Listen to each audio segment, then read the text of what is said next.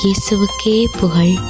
இயேசுவில் பிரியமானவர்களே, இன்று நம் ஆண்டவர் கலாத்தியர் 6ஆம் அதிகாரம் 7ஆம் வசனத்தினூடாக இவ்வாறு நம்மோடு பேசுகின்றார். கடவுளை கேலி செய்ய முடியும் என நினைக்காதீர்கள்.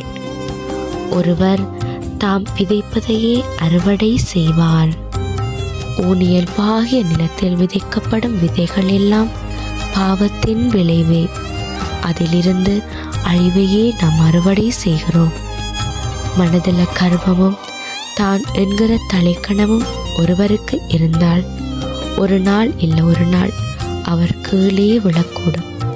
அந்தளவுக்கு அதனுடைய தாக்கம் இருக்கும். அதே போலதான் பிரியமானவர்களே, நாங்கள் செய்கிற அநியாயங்கள் எல்லாம் செய்வோம். தேவையில்லாத வேலைகள் எல்லாம் பார்த்துட்டு பிறகு ஏதாவது ஒரு தடுமாற்றமோ தோல்வியோ பிரச்சனையோ ஏற்பட்டால் உடனே ஆண்டவரை தப்பாக கருதி அவரை குறை சொல்லி நாங்கள் செய்கிற ஒவ்வொரு தவறுகளுக்கும் விலைகளுக்கெல்லாம் ஆண்டவரை சொல்லி அவருடைய பெயரை வீணாக பயன்படுத்துவோம். அப்படிப்பட்ட எண்ணத்தோடு செயல்களோடு நீங்கள் இருக்கிறீங்கன்றா இன்றைக்கே அந்த செயல்களை விட்டு விடுங்க. ஒருவர் நல்லது செய்தால் அவருக்கு நன்மையே வந்து சேரும், தீமை செய்தால் தீமையே வந்து சேரும்.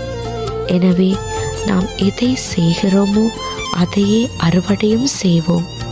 எனவே எமது உள்ளத்து சிந்தனைகள் எண்ணங்கள் எல்லாம் நல்லதாகவே இருக்கட்டும். ஆண்டவரும் இதையே தான் விரும்புகிறார். ஆவிக்குரிய வாழ்வாகிய நிலத்தில் விதைத்து அந்த தூயாவி அருளும் நிலை வாழ்வை அறுவடை செய்யுங்கள். நன்மை செய்வதை ஒரு நாளும் விட்டு விடாதீர்கள். இயேசுவுக்கே புகழ். ஆமேன்.